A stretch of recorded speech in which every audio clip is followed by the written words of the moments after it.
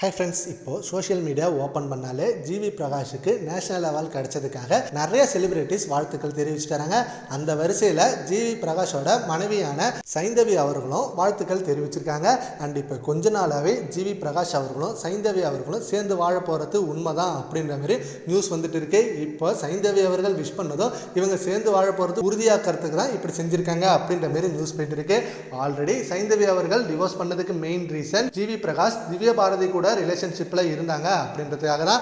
ஆனால் அது முற்றிலும் போய் தான் அப்படின்னு ஜிவி பிரகாஷ் சொன்னாலும் பட் நிறைய பேர் இதெல்லாம் உண்மை தான். இவங்க ரெண்டு பேரும் சேர்ந்து படத்தில் நெருக்கமாக நடித்தாங்க.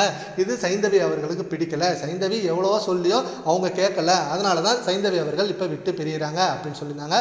ஆனால் சைந்தவி பிரிஞ்சாலும் ஜிவி பிரகாஷ் நினைப்பிலே தான் இருந்தாங்க அப்படின்றது ஒவ்வொரு ஈவெண்ட்லையும் தெரியும். ஏன்னா இவங்க ரெண்டு பேரும் சேர்ந்து ஒவ்வொரு ஈவெண்ட்லையும் பாட்டு பாடுறப்ப அப்படி ஒரு ரொமான்ஸாக இருக்கும். எல்லாருக்கும் அப்பயே வெயிட் பண்ணாங்க, இவங்க பிரிஞ்சு வாழ மாட்டாங்க, கண்டிப்பாக சேர்ந்துருவாங்க.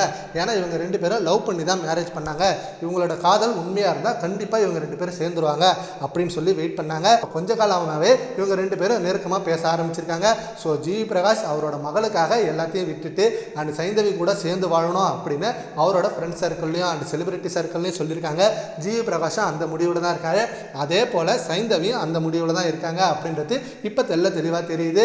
அண்ட் அவங்க மகள் வந்த நேரம் தான் இப்போ அவங்களுக்கு அவார்டு கிடைச்சிருக்கு அப்படின்னு சொல்லி சைந்தவி அவர்கள் சொன்ன விஷயம் மிகப்பெரிய ஹாப்பி மொமெண்ட்டாக மாறி இருக்கு. அண்ட் நாளுக்கு நாள் இவங்க ரெண்டு பேரும் சேர்ற நியூஸ் வந்துக்கிட்டே இருக்கு. சீக்கிரமே ஒரு நாள் நாங்கள் ரெண்டு பேரும் சேர்ந்துட்டோம் அப்படின்ற நியூஸ் அவங்களே சொல்லுவாங்க. இதை பற்றி உங்கள் ஒப்பீனியனை நம்ம ஒன் பஸ்ஸில் கொண்டு பண்ணுங்க. Thank you friends.